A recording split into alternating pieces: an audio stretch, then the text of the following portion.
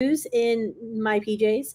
I'm here in Washington, D.C. We're getting ready for tomorrow's National Celebrate Life Day. I'm so excited for it. I hope you're going to be joining us, rain or shine, at the Lincoln Memorial at 10:30. If you can't be there, C-SPAN will be covering it in full. Awesome. Just kind of a goal there. Or you can sign up now for the live stream at nationalcelebratelifeday.com, and you'll get all the access to the live event. And we also have a gala tomorrow night.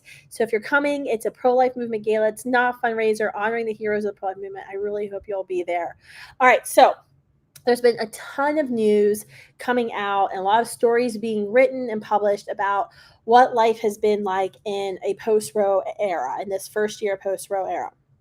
And this coverage has been pretty interesting because do you remember all those like myths that the left kept saying that women were going to be in jail, that there was going to be all these dead women in back alleys who couldn't get legal abortions? Yet none of that came to pass. And guess what? Women are still graduating college at higher rates than men. So obviously women aren't barefoot in the kitchen somewhere. But okay, let's go through some news. So Kamala Harris was at an event talking about the 1-year anniversary of Roe, how sad she is.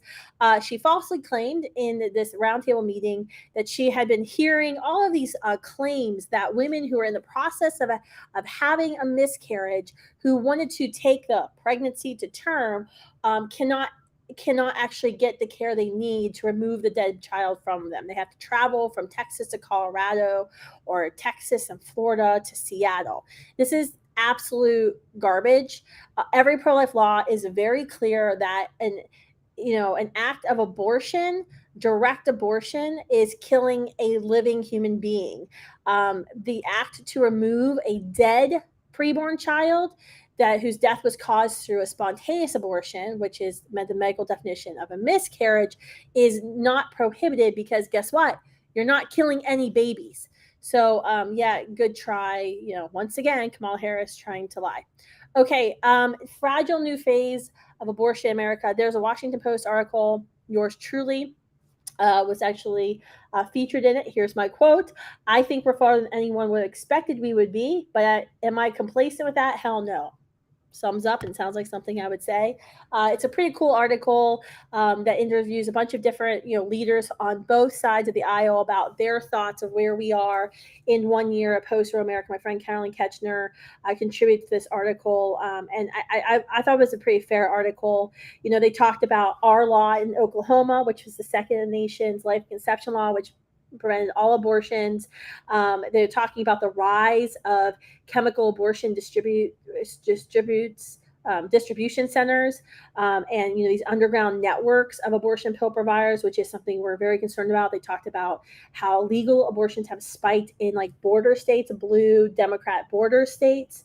And they've also talked about how some Republicans have gotten very wishy-washy after saying they were pro-life for decades on actually doing anything. So it's a pretty good article. If you want to kind of check it out, I would encourage you to do that. I want to play for you a clip that was on NBC. I was featured in it, and some other pro-life folks, but I think it's a pretty interesting clip. So here we go.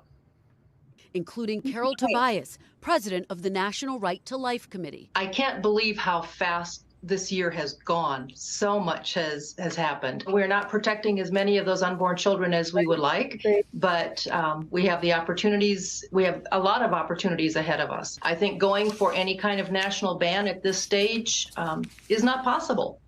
Even if you're looking at something like 12 or 15 weeks, there's not the support for that kind of legislation.